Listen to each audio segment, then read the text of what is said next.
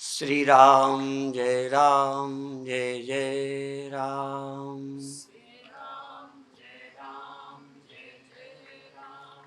श्री राम जय जय राम। श्री राम जय जय राम।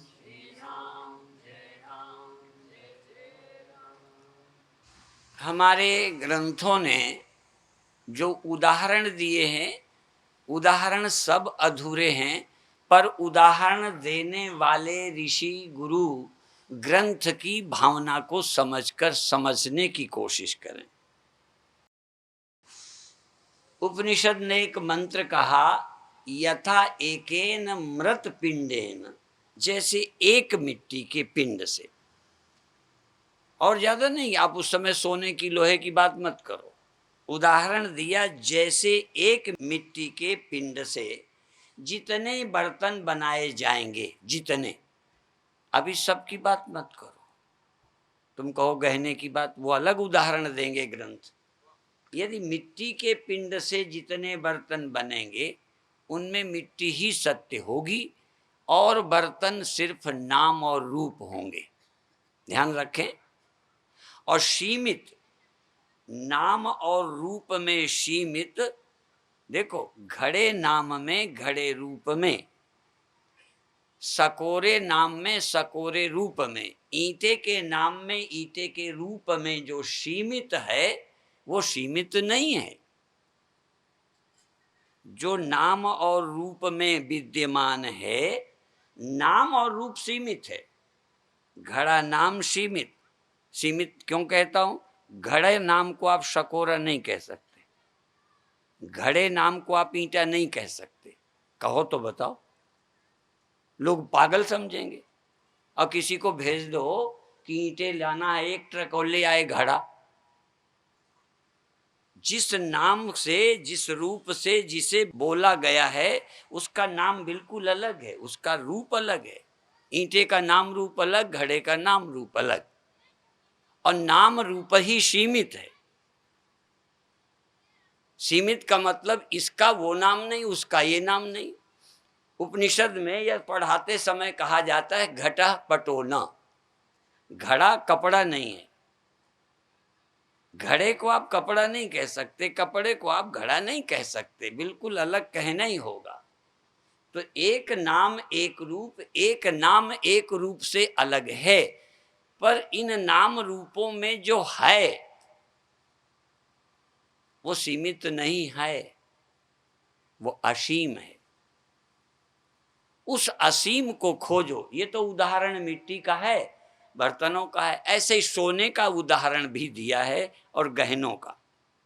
और उन्हीं ग्रंथों ने लोहे का और औजारों का उदाहरण दिया है। ये उदाहरण देकर बताना चाहते हैं ये सारी सृष्टि एक से हुई है। या तो आईमानी भूतानी जायन्ते न जातानी, कैसे हुई, क्या हुई, वो मैं धीरे से बताऊंगा। और सारा न बताऊंगा, तुम्हारे समझने लायक भर बता पाऊंगा। अभी तर्कों का जवाब शास्त्रार्थ नहीं, श्रद्धावानों को मैं कुछ कहूंगा। कोशिश करें उन वचनों के अनुसार सोचें। मैं कहूं ये तुम्हारी बहन है, को हम नहीं मानते। अब नहीं मानोगे तो उसके लिए नहीं। यदि धर्मात्मा बनना है तो बहन को बहन मानो, माँ को माँ मानो। आप कहोगे हम नहीं मानते, नहीं मानने वालों का तो सिर्फ तर्क से अपन कुछ बात कहेंगे, लेकिन समझने के लिए श्रद्धा चाहिए, जीने के लिए श्रद्धा चाहिए। वो वाली श्रद्धा तुम्हें चाहिए। तुलसी वाली तो बहुत गहरी है, मीरा वाला प्रेम भी बहुत है, सवरी वाली सेवा कितने वर्षों तक प्रतीक्षा करती है, सेवा करती है, सेवा करती है, झाड़ू देती है, सफाई करती है, याद करती है, लगी रहती है। वो नहीं, पर एक श्रद्धा का और नाम है जो मुझ में है, तुम पर भी चाहता हूं। वो ये है, सत्य गुरु वेदांत वाक्येषु श्रद्धा। गुरु और ग्रंथों में जो लिखा है उस पर 100% विश्वास करो, 99% नहीं, 100% फेथ। नहीं समझ में आता, नहीं आता, पर ये झूठ नहीं हो सकता, बस इसका नाम श्रद्धा। गुरु वेदांत वाक्येषु विश्वास श्रद्धा। और पहले दिन मैंने कहा था हम वेद पर श्रद्धा रखते हैं, उपनिषद पर श्रद्धा रखते हैं, हम रामायण पर, गीता पर श्रद्धा रखते हैं, हम ब्रह्मसूत्र पर श्रद्धा रखते हैं, हम भारत में हुए गुरुओं पर श्रद्धा रखते हैं। इसलिए उनकी बात 1% गलत नहीं है, मेरी समझ में चूक हो सकती है, ये मानकर मैं चलता हूं। मेरी समझ है। ग्रंथ ब्रह्मचर्य का फायदा बताते हैं, मुझे नहीं समझ आता, आज नहीं कल आ जाएगा। संयम का महत्व बताते हैं, आज नहीं कल समझेंगे।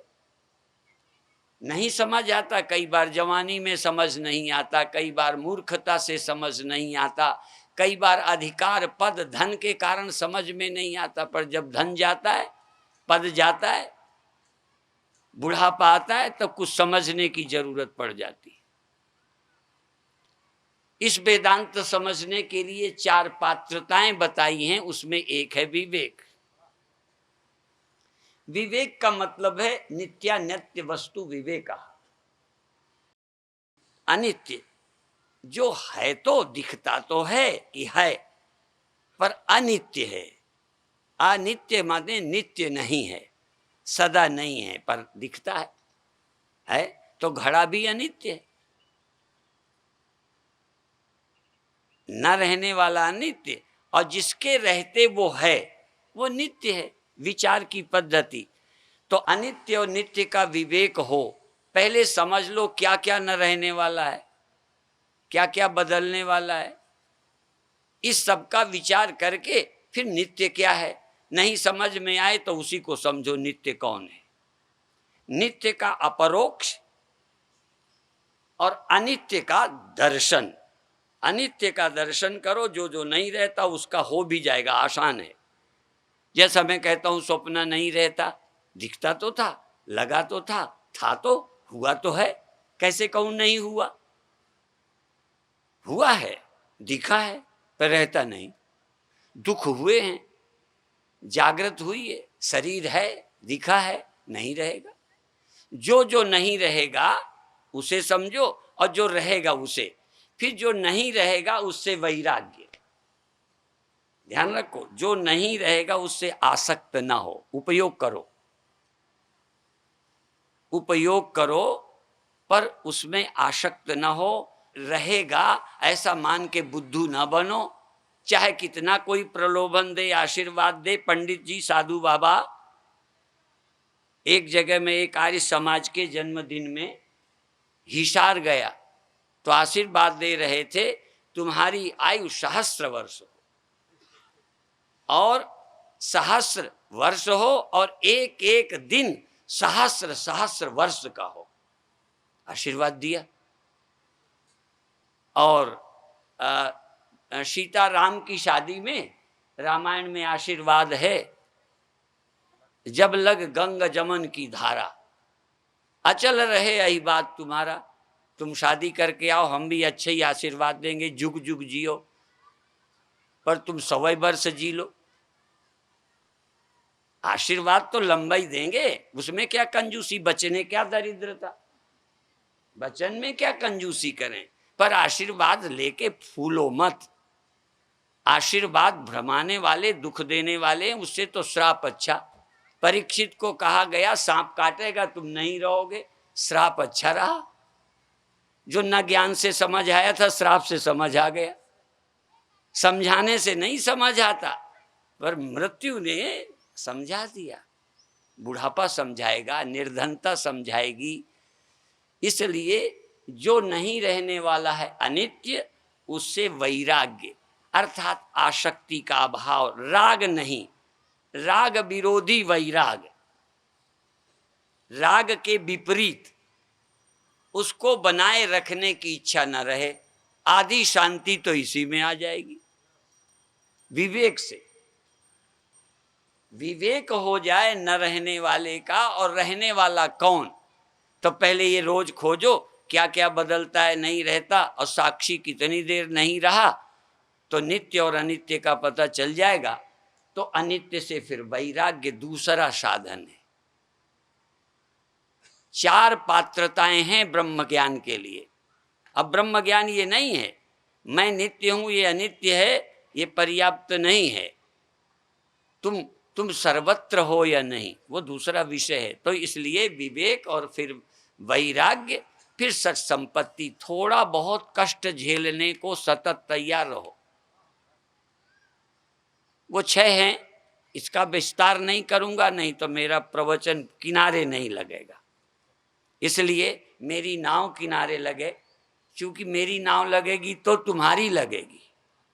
नाव अकेले खेने वाले की किनारे नहीं लगती, बैठने वालों की भी लगती है। इसलिए मैं किनारे लग सकूं, जो विषय उठाऊं कह सकूं, इसकी कोशिश करूंगा। इसलिए साधन चतुष्टय में सट संपत्ति आती है, उसमें तितिक्षा भी है। ठंडी लगेगी, गर्मी लगेगी, बचो, जानबूझ के ठंडी धूप में ना मरो, कोशिश करो तब भी लगेगी।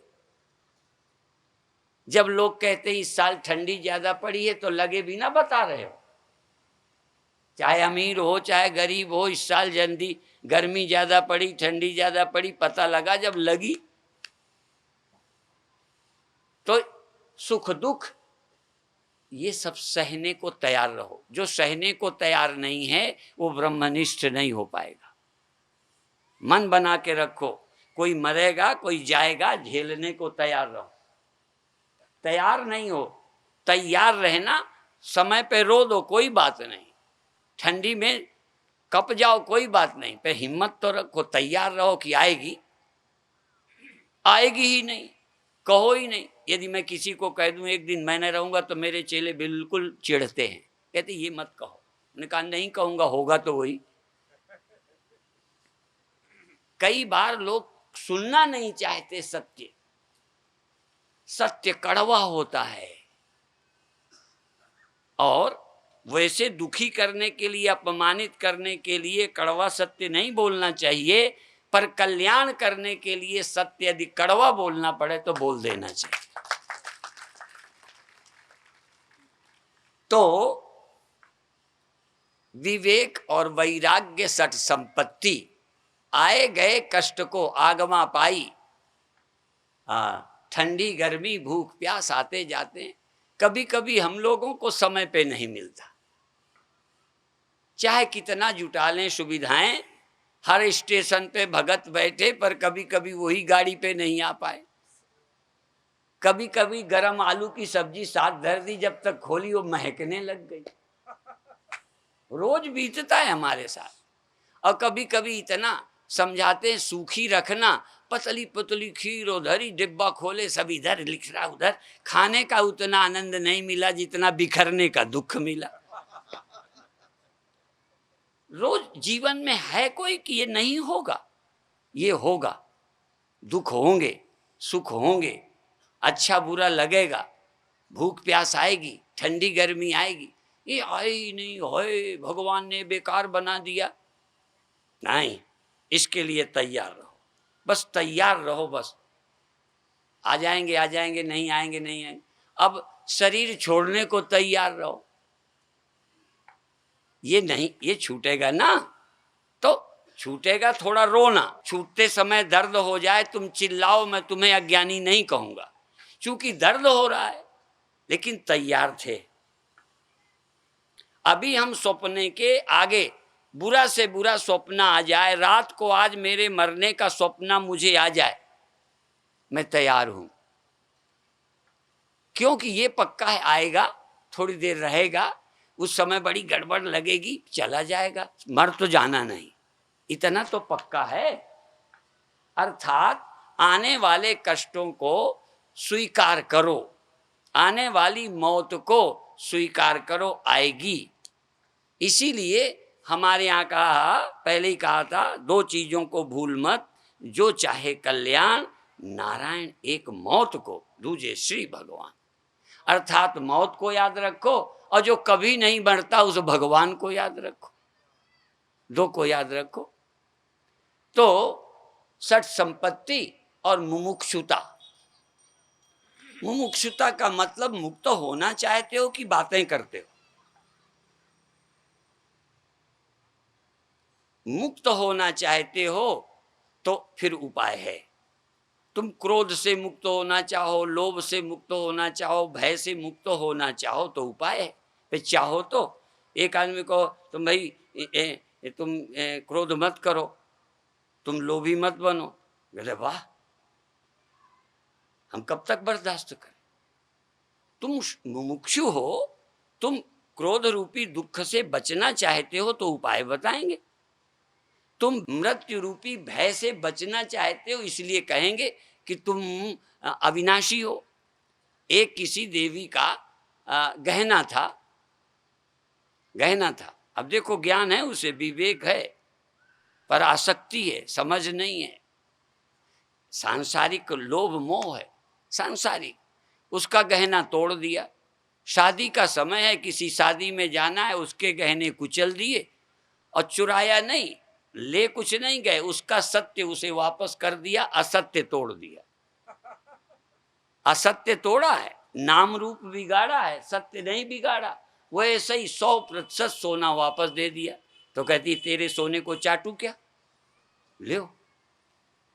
अब सोना वापस करने से भी दुखी है, खुशी नहीं है कि चलो नाशवान ही गया, अविनाशी तो मेरा है।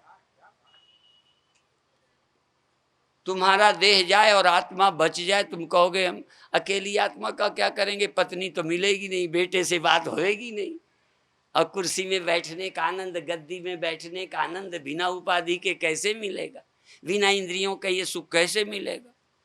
तुम नहीं मरोगे ये जानने पर भी सुखी नहीं होगे यदि मुमुक्षु नहीं हो तो।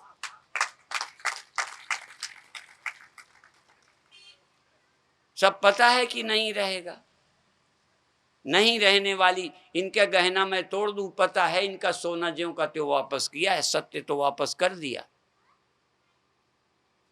पर ये खुश हो जाएं। पहनने का शौक ना हो, वैसे ही धरा था, कोई ने तोड़ दिया, कहन क्या हो गया, हमें बेच नहीं था। जिस भाव हमारा गहना बिकता, सोनार तो गहना ले चाहे सोना एक ही भाव लेता। सोनार जब बेचता है तो बनावट के पैसे लेता है। बड़े बेईमान होते हैं सोनार। हाँ बैठे होंगे, कोई बात नहीं, थोड़ा विनोद करता। जब बनाते हैं तो मेहनत के, बनावट के भी पैसे लेते हैं। तुम अपने वापस करने जाओ पहने हुए तो कहते हम तो सोने का भाव देंगे, बनावट का 1 रुपया नहीं देंगे। तो देखो मोक्ष में बनावट की कोई वैल्यू नहीं है, ध्यान रखना। भोग में बनावट की वैल्यू है, योग में बनावट की वैल्यू नहीं है। मोक्ष चाहते हो तो जो भी बना है उसे छोड़ने को तैयार रहो, और उस सत्य का आनंद लो जो रहता है। नहीं रहते के लिए छाती मत कूटो। तुम्हें भी बताता हूं, चुरा ले जाऊं तो छाती कूटो, और तोड़ के दे जाऊं तो कहो अच्छा हुआ तोड़ा तो, पर सब दे तो गए। बाबा जी चोर नहीं है, काल चोर नहीं है, समय चोर नहीं है। नाशवान को नाश करता है, पर अविनाशी का तुम्हें होश नहीं है। अब ये तुम्हारी मूर्खता है। नाशवान को नाश करके अविनाशी से प्रीति जगाना चाहता है। अविनाशी में तुम्हारे चित्त को मोड़ना चाहता है समय। समय समय सबसे बड़ा तुम्हारा हितैषी है। काल से बड़ा हितैषी कोई नहीं है, और श्राप से ज्यादा हितैषी कोई नहीं।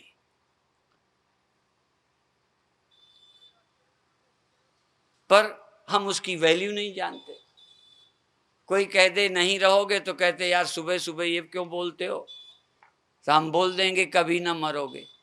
अब कभी ना मरोगे है ये उपनिषद का वचन, पर तुम बेवकूफ हो, मानते दे यही हो, कहोगे स्वामी जी ने बहुत अच्छा कहा कभी ना मरोगे। अब तुम देह मानते हो तो हमारा आशीर्वाद और बेकार करोगे। हम कह गए नहीं मरोगे, तुम कल मरोगे, तो आशीर्वाद भी गया। कई बच्चे हमसे कहते हैं महाराज जी आशीर्वाद दो हम पास होएंगे। हम हिम्मत नहीं जुटाते, बड़े कंजूस हैं कि हम कह दें पास हो जाओगे, कहीं नहीं हुआ तो गए बाबागिरी हमारी। इसलिए बहुत संभल के बोलना पड़ता है, बच बच के बोलते हैं, इतना सस्ता आशीर्वाद नहीं देते। क्योंकि आशीर्वाद देने में हमारी जबान को क्या दे दें, लेकिन फिर पूरा भी तो हो। आशीर्वाद दें पूरा ना हो तो बाबा झूठे नहीं हो जाएंगे। इसलिए बहुत संभल कर सोच कर बोलते हैं। मैं सबसे कंजूस हूं। एक आदमी के पास जो जाए चेक काट दे, चेक काट दे। अब का जमाना नहीं था, अब तो जो चेक काटे और ना भुने तो उस पर केस चल सकता है, और वो चेक काट दे। और कई में तो दस्तखत, एक के पास धन बहुत था, चेक काटा, दस्तखत नहीं किए, कहते हम नाम नहीं चाहते। अब चेक का क्या बनेगा, नाम नहीं चाहते, नाम लिखा ही नहीं तो चेक भूलेगा नहीं। तो कई ऐसे लोग हैं जो नाम के भूखे नहीं, चेक हमें दे देते। अब तो चेक काटता गया, नाम भी लिखता गया, पर बैंक में एको भूला नहीं, चूंकि उसके पास बैंक बैलेंस ही नहीं था। तो जिसके पास सत्य हो, बल हो, वो आशीर्वाद दे। हमारे जैसे टुटपुंजिया क्या आशीर्वाद दे। और हमें मालूम है कि हमारा आशीर्वाद किसी को फला नहीं। ज्ञान तो फला होगा किसी को, आशीर्वाद नहीं फला। कितने को हमने आशीर्वाद दिया, जुग जुग जियो, और कई हमारे रहते ही चले गए। और हम तो ये मानते हैं भगवान भी आशीर्वाद दे के नहीं भेजा, मरने का विधान लगा के भेजा है। और ये कह के यदि बचना है तो आप जो दिया है उसमें मत उलझो, मेरे पास आओ। जो दिया है वो सिर्फ उपयोगी है, पर उसको यदि पकड़ना चाहोगे तो तुम्हें रखने को मैंने ही नहीं दिया, तब हमारा आशीर्वाद क्या करेगा। इसलिए न रहने वाले से अनासक्त हो जाओ, रहने या न रहने वाले का विवेक करो। थोड़े बहुत जब तक देह कष्ट होंगे उसको तैयार रहो, डरपोक मत बनो, हिम्मती बनो, साहसी बनो। और मुझे मुक्ति चाहिए और कुछ नहीं चाहिए, ऐसा पक्का इरादा करो। अब आ जाओ अपने विषय पर। सीमित अस्तित्व नहीं है, एग्जिस्टेंस सीमित नहीं है।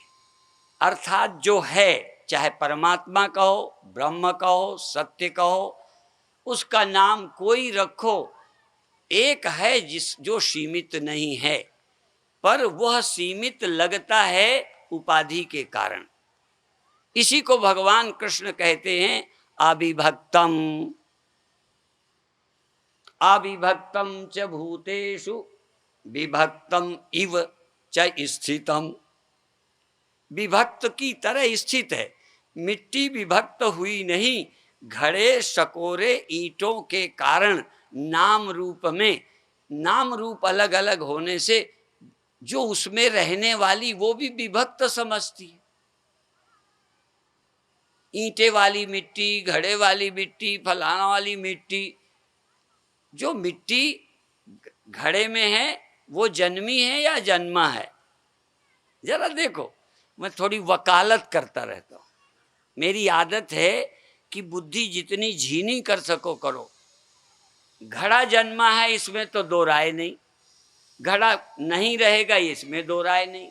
घड़ा ही दिखता है, घड़ा जाएगा, पर घड़े में एक वो है जिसका नाम मिट्टी है। घड़ा जन्मा या मिट्टी जन्मी? अब जन्मे में रहती हुई नहीं जन्मी। और कौन मरेगा और कौन नहीं मरेगा? क्या मरने वाले में रहने वाला भी मर जाएगा? इसी को भगवान का श्लोक मैं कल सुना रहा था, विनश्यसु अविनश्यन्तम यह पश्यति स पश्यति। अब हमको न रहने वाले पर ही नजर पड़ती है। अब इसके लिए एक श्लोक वेद का बताते। हम तो वेद की कथा करते हैं, और चूंकि वेद सम्मत गीता है, वेद सम्मत रामायण है, वेद सम्मत जिन संतों के प्रवचन हैं उन सबका हम उतना ही सम्मान करते हैं। वेद को बकवास कहने वाले और वेद से अलग अपना मत बताने वाले या तो बेईमान हैं, चोर हैं, ले लिया वेद का और अपना मोहर लगा के बेच देते। ये बस सच है। ये बहुत लोग बनाता माल कोई है, मोहर लगा के कोई बेचता रहता है, अच्छी कंपनियों का नाम बिकने लगता है। और कई लोग कंपनी का नाम हटा के अपना माल बना के बेचते रहते। तो हम जिस कंपनी का माल जानते हैं वो वेद है, उपनिषद है। उस कंपनी का माल हमने लिया है। अब पहचानते हैं, मोहर ना लगाए तब भी जान जाएंगे है ये उस कंपनी का माल। हाँ, चाहे तुम कोई भाषा बदलो, चाहे किताब का नाम बदलो, यदि वेद से तुमने लिया है तो चोर हो, हम पकड़ लेंगे तुमको कि ये तुमने वेद से लिया है, पकड़े जाओगे। कई लोग किसी दूसरे का प्रवचन बोलते हैं तो शैली से पकड़ जाते हैं कि रजनीश बोल रहे हैं, कि स्वामी अखंडानंद बोल रहे हैं, कि स्वामी चिन्मयानंद बोल रहे हैं, कि सत्यमित्रानंद बोल रहे हैं। बोलने से जान जाते हैं किसकी छाया पड़ी है, कौन भीतर आ गया। जैसे भूत आ जाता है तो भूत बोलता है, वो नहीं बोलता। ऐसे ही कई वक्ता किसी में आ जाते हैं। जब वक्ता आ जाता है तो बोलते से पता चल जाता है कौन महाराज आ गए। ध्यान रखो। तो हमको जब आता है वेद आता है, हमको उपनिषद आता है, हमको गीता आती है, हमको ब्रह्मज्ञानी गुरु प्रवेश करता है और कोई नहीं, और वही बोलते हैं। यदि कभी अभिमान तुम्हें दिखाई पड़े समझो शंकराचार्य आ गए, मैं क्या करूं। हाँ, मेरा कसूर नहीं है। वो भूत आएगा तो भूत ही बोलेगा, तुम्हें लगे कि मेरी बहू बोलती कैसे, बहू है ही नहीं, वो तो भूत बोल रहा है। जहां मैं नहीं रहता भगवान रहते हैं वही बोल पड़ते हैं। अब वो बोलेंगे सारी दुनिया मुझ में रहती है, मेरे से हुई है, दुनिया नहीं रहती, मैं सदा रहता हूँ। यदि ब्रह्म मेरे में से बोलेगा तो कहेगा मैं न रहूंगा, मैं अल्पज्ञ हूं। ऐसा ब्रह्म बोलेगा मेरे अंदर, और है कि नहीं। बस तुम्हारे अंदर तुम बोलने नहीं देते हो। जैसे कई बार मैं यहाँ लोग चेला पूछते हैं ना, कोई आ जाते हैं तो मैं बोल नहीं पाता, चेले ही बीच में बोल पड़ते। तो मैं कहता हूँ मैं कमजोर नहीं हूँ, मदद न करो, मैं ही बोलने दो, मैं समझाऊंगा। चेले बीच में बोलने लगते हैं जैसे गुरुजी कहीं हार ना जाए। ऐसे ही आहा, तुम्हारा अहंकार, तुम्हारी बुद्धि, तुम्हारी इंद्रियां दे भगवान को नहीं बोलने देते। बोलना चाहते तो उसकी आवाज दबा के तुम्हारा अहंकार बोलता है। यहां अहंकार दब जाता है, भगवान बोलता है। फर्क समझ लें। भगवान का बोलना और व्यक्ति के बोलने में बड़ा फर्क है। इसलिए कहीं घड़ा बोलता है, कहीं मिट्टी। अब देखो, मिट्टी में रह के घड़ा बोल रहा है मैं मर जाऊंगा, मैं इतना हूं, वो मैं नहीं हूं, वो अलग है, मेरी बराबरी क्यों करता है। और जब कहे कोई और है ही नहीं है मेरे सिवा तो समझो मिट्टी बोलती। जगह वही, जगह थोड़ी बदलेंगे। अब घड़ा हटा के या मिट्टी को कहाँ ले जाएं, कहाँ बोलें। इसी देह में रहते ब्रह्म बोल सकता है, और यही ब्रह्म के रहते आदमी बोल सकता है। जब प्रवचन करे समझ लो ये आदमी बोल रहा है, ये फला पार्टी का आदमी बोल रहा है। हाँ, हिंदू नहीं, हाँ कोई पार्टी वाला बोल रहा है। हाँ, वो पुल का विरोध कर रहा है, करुणानिधि बोल रहा है। हाँ, सब बोलने लगते हैं। जब बोलने लगे तो सावधान रहना, ये आदमी नहीं, इसके अंदर से राजनैतिक बोलता है। राजनैतिक जब बोलता है पता चल जाता है। तो इसलिए ये पहचाना करो कौन बोल रहा है। पर शरीर यही होगा, इंद्रियां यही होगी, मन यही होगा, बुद्धि यही होगी, अहम भी यही होगा। और कहाँ से बोलेगा, उपकरण यही है। पर कहीं इन उपकरणों से ब्रह्म बोलता है, कहीं ब्रह्म को दबाकर उपकरण ही बोलना शुरू कर देते हैं। अब आपको सुनना, पढ़ना, समझना ये बहुत अच्छी बात है। तुम भाग्यशाली हो। मैं तुमको सुनना बताता हूं, कैसे सुनना, कौन बोलने लगा। जब कोई कहे तुम एक दिन मर जाओगे, हाँ, जब तुम्हें कोई बताए एक दिन सब छोड़कर चले जाओगे तो ये सत्य है, झूठ नहीं बोलता, पर वो तुमको देह मानकर, तुम्हें जीव मान के बोल रहा है। बोलने वाला भी तुम्हें कुछ मानता है। जब मैं हिंदू की बात कहता हूं तो तुम्हें मुसलमान मान के नहीं बोलता। जरूर मैं तुम्हें हिंदू मानता हूं, तब ऐसी बात कहता हूं तुम अपने धर्म की रक्षा करो, हाँ राम मंदिर का काम करो। तुम्हें मुसलमान मानता तो कहते ही नहीं। तो श्रोता को हमने क्या माना है, वैसे ही प्रवचन होते हैं। श्रोता को आदमी माना तो मर जाओगे, एक दिन सब चला जाएगा। जब जीव मानते हैं एक दिन देह छोड़ जाओगे और कहीं जाओगे, नरक जाओगे, स्वर्ग जाओगे। हाँ, और जब हम कहेंगे तुम आ ही नहीं सकते, कभी जा ही नहीं सकते, आने जाने वाले तुम हो ही नहीं, पर उनकी कथा जल्दी समझ आएगी जो छोड़कर जाने की शुरू करते हैं, और तुम कभी छोड़कर जाने वाले हो ही नहीं, और तुम्हें भी जमेगी भी नहीं। क्यों? तुम रोज देह छोड़ते हो, हम भी यहीं से कथा शुरू करते हैं, तुम रोज देह को भूल जाते हो। देखो, हमने देह प्रधान कथा तो नहीं करते, जीव प्रधान करते हैं, और जीव को समझाकर ब्रह्म प्रधान करते हैं। कथा का भी फर्क है। तुम देह में सुबह आए, नींद खुली तो देह में आए, नींद न खुलती तो तुम देह में आके दिखा दो। आते हो ना? कब आते हो? जब सोए होते हो। इस देह से संबंध कब जोड़ा तुमने?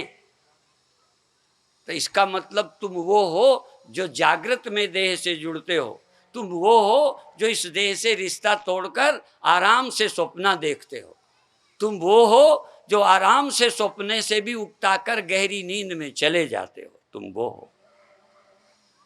इसलिए एक एक चीज को समझना है सिस्टम से। इसलिए कल परसों कहा था, भगवान कहते हैं मुझे केवल जो भगवान मानता है ना, भगवान मानना तो तमाम मानते हैं। कहते तू मुझे जानता भी है, भगवान की मानता ही भर है। कैसे भगवान हूं बता? तुमसे ही यदि भगवान कृष्ण आकर पूछ ले हिंदुओं से कि मैं क्यों भगवान हूं बताओ, तो ये तो हम नहीं जानते, भगवान मानते हैं। क्योंकि हमने कथा सुनी थी इसलिए हम आपको भगवान मानते हैं। कहते मेरे में तो अविनाशी का लक्षण दिखता नहीं, तो मुझे कैसे मानते हो? और तुम मुझे सर्वत्र कैसे देखते हो? मैं तो यहां बैठा हूं, सर्वत्र तुम्हें कैसे दिख गया बताओ? हाँ, भगवान बड़े विचित्र हैं। अर्जुन को जल्दी पीछा नहीं छोड़ा, नहीं तो एक ही आध अध्याय में काम बन जाता। भगवान पीछे पड़ गए और ये कहते हैं जब तक तू मुझे नहीं जानेगा, हाँ तब तक, और तू मुक्त भी नहीं होगा, और तू अभी इन आंखों से मुझे नहीं देख सकता। अब जरा देखो तो, ये आंखें अर्जुन के थीं, इन अर्जुन से कृष्ण दिखाई दे रहे थे, पर शास्त्र वाली नजर, उपनिषद वाली आंख, गीता वाली नजर अभी अर्जुन के पास नहीं थी, इसलिए सिर्फ आदमी ही देख सकता था, और ज्यादा से ज्यादा इसी आदमी को भगवान मान सकता था, और उसका भगवान भी मरता और अर्जुन भी मरता। पर भगवान कहते हैं कि मैं अभी नहीं, तू मुझे भगवान भी मान ले तब भी पीछा नहीं छोड़ूंगा, जब तक भगवान के लक्षण सहित क्या भगवान होता है नहीं समझाऊंगा, तेरा पीछा नहीं छोड़ूंगा। और तू मेरा शिष्य बना है, मैंने चेला तो नहीं बनाया, तू ही ने कहा है शिष्यस्ते हम साधिमाम त्वाम प्रपन्नम, तू शिष्य बनकर मेरे को गुरु तूने माना है। अब तूने मान लिया, तू कैसे भागेगा? मैं भागने नहीं दूंगा, और जब तक तू कह न देगा मैं समझ गया। देखो, चाहे ना समझा हो, ये बात ध्यान रखना। पर भगवान ने भी दादागिरी से कहलवा लिया। जैसे बदमाश मिल जाए या पुलिस वाले, तो जो बयान दिलवाना चाहे बयान ले लेते। इसीलिए पुलिस के ये गए बयान कोर्ट में नहीं माने जाते। यदि मेरे दबाव से आपने हाँ कर दी तो मेरे प्रवचनों की दादागिरी है ये। मैं तर्क से तुम्हें कहलवा लूंगा, पर एकांत में भी जब ये तुम कह सको जो मैंने कहलवाया है, तो तुम्हारा अनुभव हो जाएगा।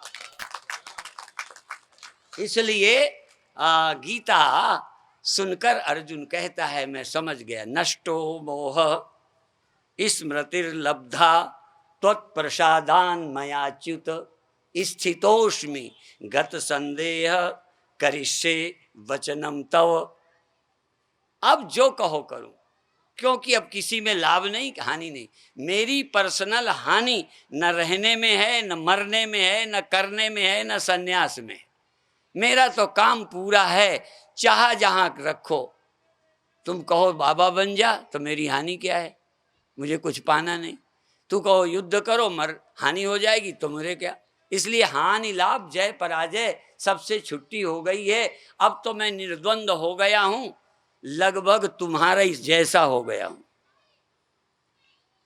बस।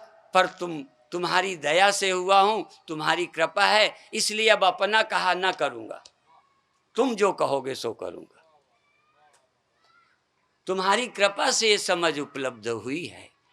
आप भी अभी मंत्र लेने की बात कर रहे थे। देखो, तुम मेरी चेला बनना चाहते हो, गुरुडम में फंसना चाहते हो तो ले लेना, और नहीं तो मैं व्यास गद्दी से बोल रहा हूं, मेरा मंत्र सभा में ही दिया जाता है, सभा में देता हूं। ना ले पाओ फिर सुनो, जब तक मेरा मंत्र ना ले जाओ तब तक सुनो। मुझे चेला बनाने का बड़ा शौक है, पर मंत्र लेने का शौक नहीं है, समझ लेने का शौक।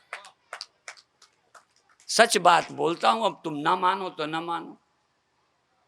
जिन्हें ज्यादा खुजली लगी हो वो ले ले मंत्र, और मंत्र लेके भी कई का कुछ बना नहीं। मैं व्यास गद्दी से बोलता हूं, और कई का बिना मंत्र लिए बन गया। ये बिना मंत्र लेने वाले हैं, ये राम की सौगंध करें, इन्होंने मेरे से मंत्र नहीं लिया। मैं सामने कह रहा हूं, नहीं लिया। ऐसे मेरे बहुत चेले हैं जिन्होंने मंत्र नहीं लिया, और मैं मंत्र न लेने वालों को ज्यादा सक्सेस पाया। मंत्र लेने वालों को तो मंत्र लेके छुट्टी पा गए, कहे मंत्र तो ले लिया, अब क्या रखा है गुरु के पास। इसलिए आपसे निवेदन है कि मैं जो कहता हूं उसे समझने की कोशिश करो। गीता में कौन सा मंत्र दिया है? इतनी गीता सुनाकर कहा ये मंत्र। अर्जुन को कौन सा मंत्र दिया? गीता ही सुनाई है। अब मैंने पहले ही कहा मैं गीता ही सुनाऊंगा, अब मुझे चेला वेला बनाने की अकल भी नहीं है। कोई ना कोई मंत्र दिया जाएगा तो लिए ही होगे, और किसी का मंत्र लिए हो, यदि मेरा सुन सकते हो तो तुम मेरे चेले हो। जैसे इन्होंने कहा मंत्र मैंने किसी से लिया है, तो तुम भी ले लो, किसी से ले लो। कोई परहेज नहीं है कि मंत्र लिए हो तो मेरी गीता नहीं सुन सकते। अब मेरी तरफ से परहेज नहीं है, मंत्र लेने वाले मुझसे परहेज करें तो कर सकते हैं, ये उनकी मौज की बात है। इसलिए आपसे निवेदन है, अब आप जरा देखो सीमित क्या है, नाम रूप, वो जरा जरा मोटी बात है, वो बड़ा घड़ा राप। और बताऊं, नाम और रूप, मैं नाम किसका है? अब देखो, मैं जो सुबह आई, जागते जिसे पकड़ लिया उसका नाम मैं है। अब वो सीमित है। कैसे सीमित है? अभी थोड़ी देर पहले नहीं थी, समय से सीमित है। अभी थोड़ी देर पहले नींद खुलने के पहले मैं का पता नहीं था, अब थोड़ी देर में मैं आ गई, और थोड़ी देर बाद खो जाएगी। और वो मैं इस देह में है, उस देह में नहीं है। जो इस देह में है उस देह में नहीं है, और जो मैं अभी है थोड़ी देर बाद खो जाती है, ये सब सीमित है। और इसमें रहने वाला चैतन्य असीम है, वो इस मैं का मोहताज नहीं है। ये मैं जब नहीं रहती नींद में तो आत्मा मर जाती है, उस समय आत्मा है, यदि ये मान सकते हो। जब मैं खो गई थी, मैं सो गई थी, तब भी आत्मा नाम की वस्तु थी, और जब जागे तब आत्मा नहीं, वही चित्त वृत्तियां, अहंकार जागा, बुद्धि जागी। आप तो पहले ही जग रहे थे, अब भी। और ये अहंकार ही बदलता है, आत्मा नहीं बदलती। धन पाकर, पद पाकर अहंकार चेंज होता है, चैतन्य चेंज नहीं होता। ये चैतन्य अविनाशी आत्मा तुम हो। जब तक तुम देह इंद्रियां अहंकार आदि का बाध करके अपने चित्त सत्य को नहीं स्वीकार करते, तब तक जन्मने मरने बदलने का ख्याल तुम्हारी खोपड़ी से जाएगा नहीं, और तब तक मैं लिप्त हो जाता हूं। भगवान कहते हैं न माम कर्माणि लिम्पन्ति न मे कर्म फलेश प्रिया। कर्म फलाश्रयत्व की बात सूचना मंत्री ने कही थी। बड़े मजेदार गीता है। कभी गीता पर जब बोलने लगूं ना तो कहूंगा उपनिषद ने सीधा एक सत्य का वर्णन किया है, पर गीता ने हमारे मन की स्थितियों का भी चित्रण किया है। इसलिए साधकों के लिए उपनिषद से भी कहीं गीता ज्यादा महत्व की है। भगवान अपना उदाहरण देकर कहते हैं कि देखो न माम कर्माणि लिम्पन्ति। कर्म तो कृष्ण के देह से भी हो ही रहे हैं, जगना सोना हो ही रहा है। कौन नहीं जगता? राम नहीं जागते। और यदि राम नहीं जागते तो रामायण में क्यों लिखा? अरुण शिखा ध्वनिकान सबसे पहले जगतपति जागे राम सुजान। इस धरती पर शरीरधारी अंतःकरणधारी जगता सोता नहीं, कैसे कह सकते हो? और फिर भी राम नहीं सोते, राम नहीं जगते, क्या अर्थ है? राम नहीं पैदा होते, राम नहीं मरते। राम व्यक्ति नहीं है, राम व्यापक हैं। विश्वरूप रघुवंश मणि। रघुवंश मणि रघुनाथ एक रूप नहीं है। राम रूप रघुवंश मणि नहीं, व्यक्ति रूप रघुवंश मणि नहीं, विश्वरूप रघुवंश मणि। राम तो विश्वरूप हैं, सर्वरूप वही है, और सर्वरूप नहीं तो वो ब्रह्म नहीं है। यदि सर्वरूप नहीं तो वो कृष्ण नहीं है। जब कहते हैं एकांशेन स्थितो जगत, ये सारी दुनिया मेरे थोड़े अंश में है, मैं तो क्या हूं? अनाद्य अनंत। कैसे बोले हैं? तो तुम भगवान कृष्ण को, भगवान राम को भगवान तभी मान पाओगे जब उनको भी सच्चाई से समझने की कोशिश करोगे। भारत राम को मानता है, कृष्ण को मानता है, फिर भी उसके लिए बोलने की दम नहीं है। और हमें बता दो, हम बोलते हैं किसी नेता के सामने बोला वालो, किसी नास्तिक के सामने, किसी पार्टी वाले के सामने, कोई हमने उसकी रोटी खाई हुई है? हम कोई उसके दबाव में, पार्टी ने मुझे टिकट दी हुई, मैं किस दबाव में बोलूंगा? हम गीता का सत्य, उपनिषद का सत्य, हाँ रामायण का सत्य बताते हैं। और जो व्यक्ति केवल, देखो व्यक्ति को भगवान मानने से कोई नुकसान नहीं। क्यों? ब्रह्म ही तो व्यक्ति है। वो जो सर्वत्र फैली मिट्टी वही तो घड़े की शकल बनाए बैठी है।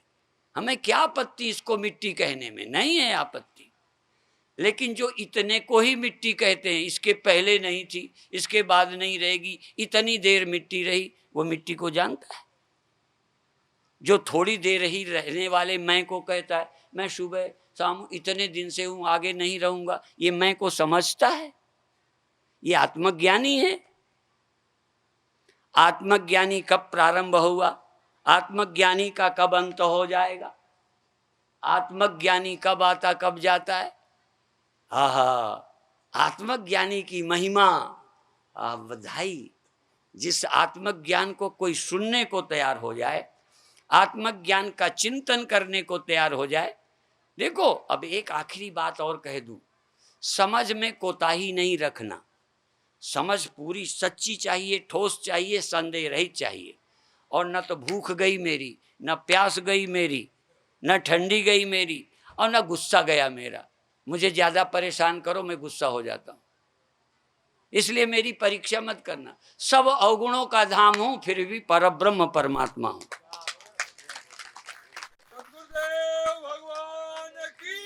अब कोई कहेगा मेरे को सुबह ऐसा देर में नींद खुली, अब मेरा क्या बनेगा? मैंने कहा नरक होएगा, और क्या बनेगा? जल्दी नींद खुल जाती है, मैं क्या करूं? मैंने कहा आत्महत्या करो। ये फालतू की चीजें लिए बैठे हो, अध्यारोपित चीजों को अपने ऊपर आरोप करके बिना मतलब छाती कूटते रहते हो, सारी सृष्टि सब बन बिगड़ जाए, प्रलय न व्यथंति च, ऐसी निष्ठा बनाओ सब होगा। यहाँ तक रोना भी होगा, पर रोना भी मन में होगा, मेरे अंतर रोना भी कभी नहीं है, मेरे अंतरात्मा में न कोई विकार है, न दुख है, न रोना है। बाकी चर्चा कल फिर करेंगे। ओम शांति शांति शांति।